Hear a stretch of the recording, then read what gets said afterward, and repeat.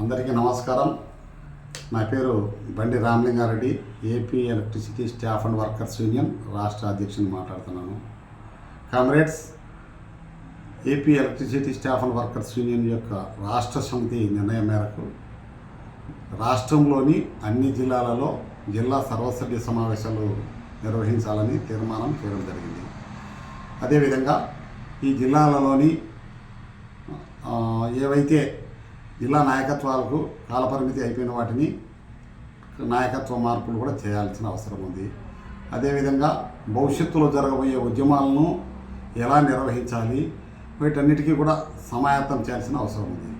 ఎందుకంటే మనం ఈ మధ్యకాలంలో జేఏసీలో భాగస్వామిగా ఉండి జేఏసీ ద్వారా ఉద్యమం చేసినాం. జేఏసీ ద్వారా ఉద్యమం చేసినప్పటికీ కొంతవరకు ఫలితాలు సాధించగలిగినాం, కానీ అవి పూర్తి స్థాయి సంతృప్తిని ఇవ్వలేదు. ఎందుకంటే మన ఏఐటీసీ పరంగా మనం ఎక్కువ శాతం కాంట్రాక్ట్ ఎంప్లాయీస్కి న్యాయం చేయాలన్నది భారీ స్థాయిలో డిమాండ్ చేయడం జరిగింది. కాంట్రాక్ట్ ఎంప్లాయీస్కి న్యాయం చేయాలని మనం అనుకుంటే, కానీ జేఏసీలో కొంతమంది అరియర్స్ ఇప్పించాం, ఇంకా కొన్ని రకాల ఇన్సెంటివ్లు ఇప్పించాం, వీటి వల్లనే కొంత ఫలితాలు సాధించినామని చెప్తున్నారు. కానీ వాటిని ఏఐటీసీ అయితే వ్యతిరేకించింది. కానీ తప్పని పరిస్థితుల్లో విద్యార్థి సంఘాలన్నీ తెలియజేయడంతో ఆ ఉద్యమంలో కాంట్రాక్ట్ ఉద్యోగస్తులకు సరైన న్యాయం చేయలేదు. తప్పని పరిస్థితిలో వాళ్ళ మాట వినాల్సి వచ్చింది.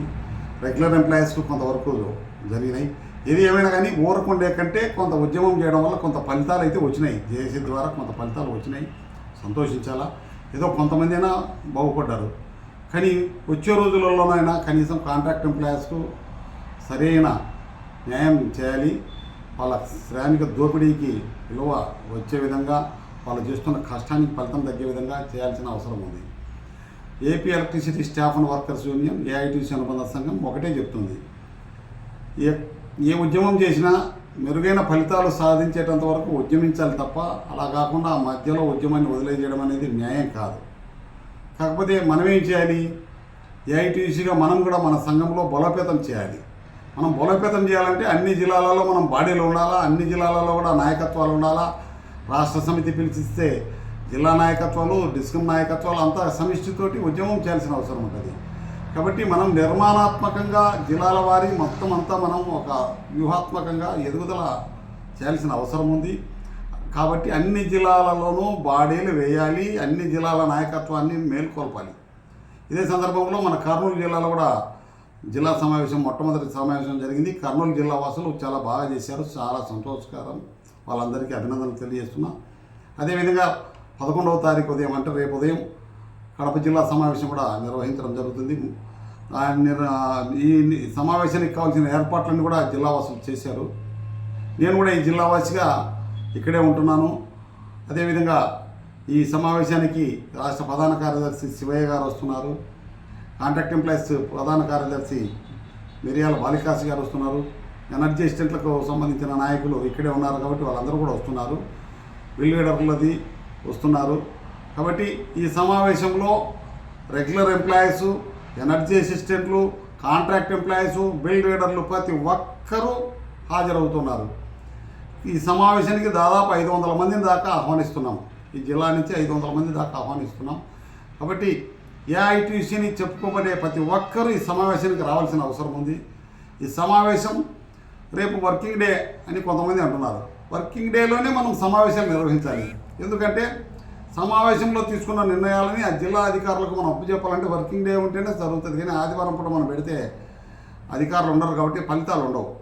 కాబట్టి వర్కింగ్ డేలోనే మనం సమావేశం నిర్వహించాలని, నీకోసం జరపబడే సమావేశానికి నువ్వు అవసరమైతే లీవ్ పెట్టుకుని రండి, లేదు పర్మిషన్ తీసుకుని రండి. ఏది ఏమైనా కానీ ఒకరోజు మీరు రావడం వల్ల సంస్థకి ఏం నష్టం జరగదు. ఏదో ఒక రోజు మీటింగ్ జరుగుతుంది. ఈ మీటింగ్ జరిగే రోజు నాకు డ్యూటీ ఉంది అంటే కష్టం. ముఖ్యమైన బ్రేక్ డౌన్లు ఉండి ప్రజలకు మరీ అసౌకర్యం కలుగుతుందంటేనే మీరు ఏదైనా ఆ పని చూసుకునైనా రండి. అలా కాకుండా మీరు రాలేని పరిస్థితి వర్కింగ్ డే అనేది మాత్రం దయచేసి చెప్పొద్దు. ప్రతి ఒక్కరూ ప్రొవిన్షియల్ స్టాఫ్ కానీ, అకౌంట్ స్టాఫ్ కానీ, వైఎన్ఎం స్టాఫ్ కానీ, ఎనర్జీ అసిస్టెంట్ కానీ ప్రతి ఒక్కరు ఖచ్చితంగా హాజరవ్వాలి. పర్మిషన్లు తీసుకోండి. అందరూ పర్మిషన్లు ఇస్తారు. ఇది మిడ్ ఆఫ్ ది మంత్ కాబట్టి ఎటువంటి సమస్యలు లేవు. టార్గెట్లన్నీ రీచ్ అయినాం. డిపార్ట్మెంట్ పరంగా ఎక్కడ ఏ సమస్యలు లేవో మీరు ఖచ్చితంగా మీటింగ్ అందరూ రావాల్సిందే. అందరు రావాలి. జిల్లాలో మన యొక్క సమావేశాన్ని విజయవంతంగా నిర్వహించాల్సిన అవసరం ఉంది.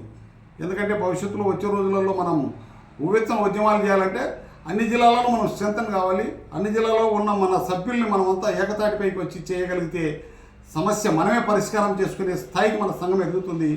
అప్పుడు మెరుగైన ఫలితాలు సాధించేదానికి అవసరం ఉంటుంది తప్ప మీరు జేఏసీలో ఉండి ఏం సాధించినారు, అక్కడ నుండి ఏం సాధించినారంటే వాళ్ళ వెంబడి ఉన్నాం కాబట్టి వాళ్ళ మాట వినాలి. అలా కాకుండా సంఘాన్ని మనమే సంఘాన్ని మన సత్తాను పెంచుకోగలిగితే మన సమస్య పరిష్కారం కోసం మనమే నోటీస్ ఇచ్చే స్థాయికి ఎదిగి మన సమస్యను మనమే పరిష్కరించుకునే దిశగా అడుగులు వేస్తున్నాం.